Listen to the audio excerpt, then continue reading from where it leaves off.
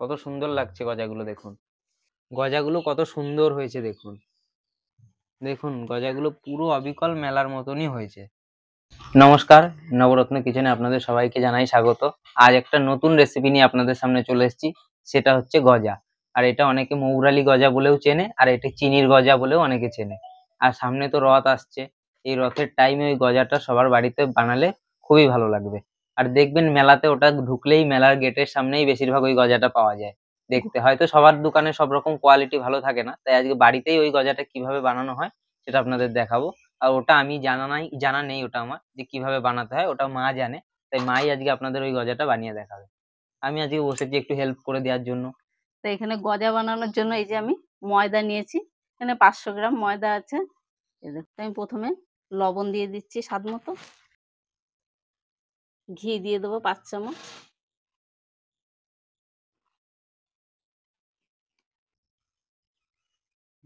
ভালো করে ময়ামটাকে ঘষে ঘষে মাখিয়ে নেবো। এই গজাগুলোর গায়ে যে সেই সাদা সাদা চিনির এইগুলো থাকে ওইগুলো হবে? ওরকমই হবে, মেলায় যেরকম থাকে না, হ্যাঁ, সাদা সাদা একরকম থাকবে চিনির, আর একটা থাকে দেখবি গুড়ের। কিন্তু ওটা মেলাতে তো খোলা রাখে, তাও কড়মড় কড়মড়েই থাকে। কড়মড়ে থাকে, ওইটা একটু ময়ামটা কম দিলে পরে একটু শক্ত শক্ত হয়, ওটা ময়ামটা বেশি দিলে একটু খাস্তা, সেই খাস্তা গজা যেরকম মুচমুচে হয়, হ্যাঁ, এটা মুচমুচে হবে। আচ্ছা। মেলার মতনই হবে এটাও মুচমুচে।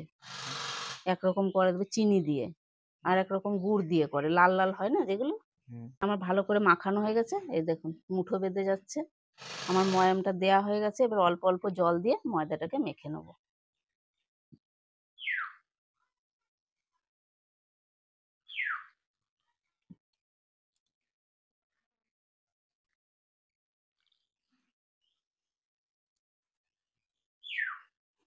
ময়দাটাকে আমি মেখে নিয়েছি, আর একটু শক্ত করে মেখেছি।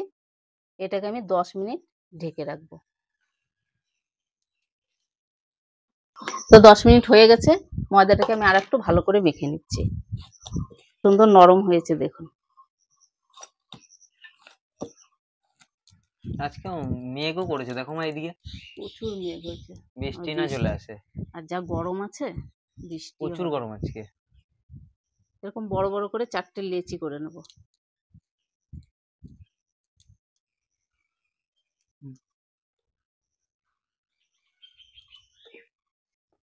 মায়ের গরম লেগে যাচ্ছে, খানিক হাওয়া করে দিই ভালো করে। তা আমি এটাকে ভালো করে একটু বেলে নেব, একটু ময়দা ছড়িয়ে দেবো।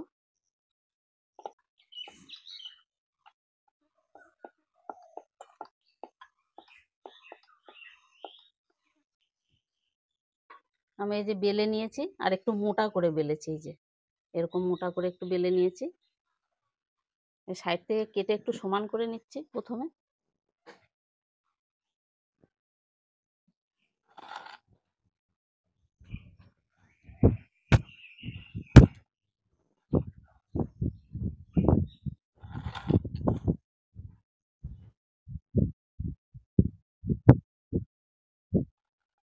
এরকম সরু সরু করে কাটবো।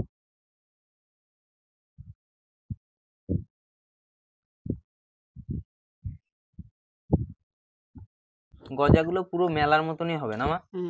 একদম মেলার মতন হবে।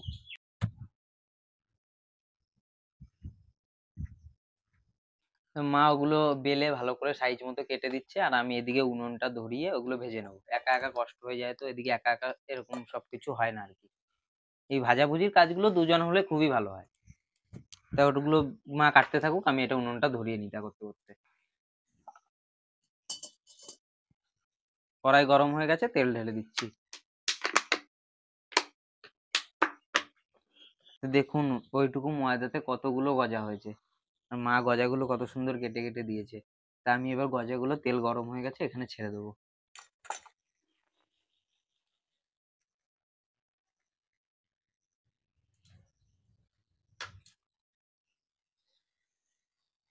তো দেখলেন তো গজাগুলো আমি ছেড়ে দিলাম, এবার একটু ভাজা হোক, তারপরে এপাশ ওপাশ করে একবার উল্টে নেবো।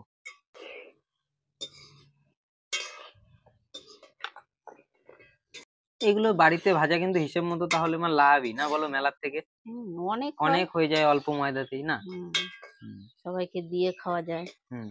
আগে আমার বাবা কি বলতো জানিস, এই মেলা আসলে আমরা যাওয়ার জন্য যখন বায়না করতাম, বলে এই বৃষ্টির মধ্যে রথের মেলা যাওয়ার কি দরকার, আমি বাড়িতেই গজা করে দেবো। হ্যাঁ,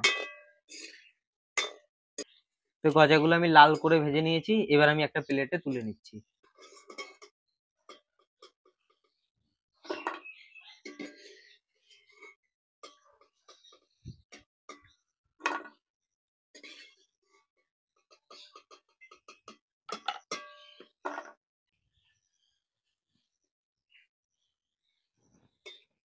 বৃষ্টি মনে হচ্ছে এখনই নেমে যাবে।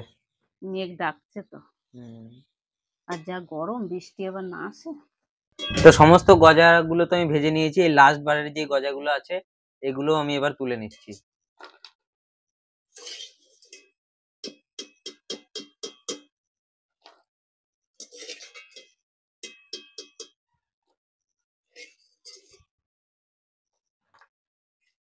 তো গজা বানানোর জন্য এবার আমি কড়াইয়ে চিনি দেব।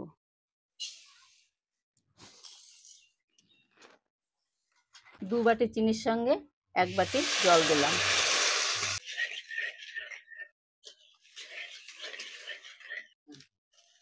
চিনিটা একটু সামান্য গলে যাক, এটা খুব জাল করব না, চিনিটা গলে যাওয়া অবধি অপেক্ষা করব। তারপর আমি এর মধ্যে গজাগুলো দিয়ে দেবো। আমার চিনিটা সম্পূর্ণ গলে গেছে, এইবার আমি গজাগুলো দিয়ে আস্তে আস্তে নাড়তে থাকবো। গজাগুলো অল্প অল্প করে দিতে হবে আর এরকম করে নাড়তে হবে।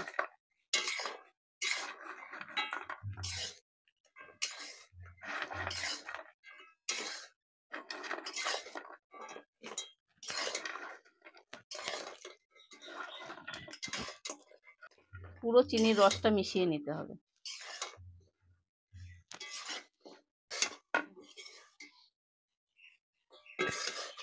তো আমার রসটা পুরো শুকিয়ে গেছে, এবার আমি প্লেটে নামিয়ে নেব।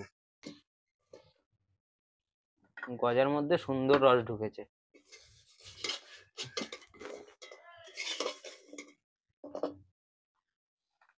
দেখুন গা গুলো মেলার মতো সাদা সাদা হতে শুরু করেছে।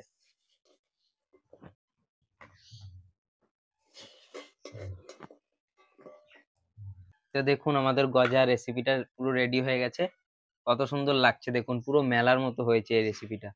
আপনারা এবার এরকম রথের আগে একবার বাড়িতে বানিয়ে খাবেন, আর দেখবেন একটা ভেঙে দেখাচ্ছি কত সুন্দর হয়েছে দেখুন। কারণ আপনাদের ভেঙে দেখাচ্ছি, একদম দেখুন কত ভিতরে সুন্দর। একদম সুন্দর রস ঢুকে গেছে। দেখেছেন কত সুন্দর হয়েছে, পুরো মেলার মতনই হয়েছে। তো এইভাবে অবশ্যই একবার বাড়িতে বানিয়ে খাবেন রথযাত্রার আগে। তো এই মুরালি গজার রেসিপিটা আপনাদের কেমন লাগলো অবশ্যই কমেন্টে জানাবেন, আর যদি ভালো লাগে চ্যানেলটাকে সাবস্ক্রাইব করবেন, লাইক কমেন্ট শেয়ার করবেন, আর ফেসবুক থেকে দেখলে পেজটাকে ফলো করে আমার পাশে থাকবেন। দেখা হচ্ছে নতুন কোনো রেসিপিতে, ততক্ষণ আপনারা ভালো থাকবেন, সুস্থ থাকবেন। ধন্যবাদ।